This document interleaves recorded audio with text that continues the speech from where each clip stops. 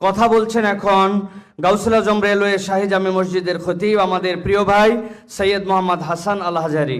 আজকে আমার ভালো লাগছে যে আমাদের মতাদর্শের ভিন্নতা থাকলেও আজকে যারা এসে গেছি তারা একমাত্র ইসলামের জন্য এসেছি।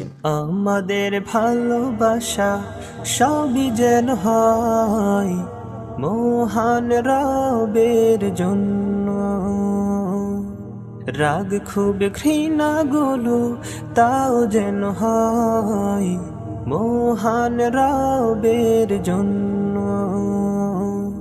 মান আহাব্বা লিল্লাহ ওয়া আবগাদা লিল্লাহ ওয়া আতা লিল্লাহ ওয়া মানআ লিল্লাহ ফাকাদ ইস্তাকমালাল ঈমান।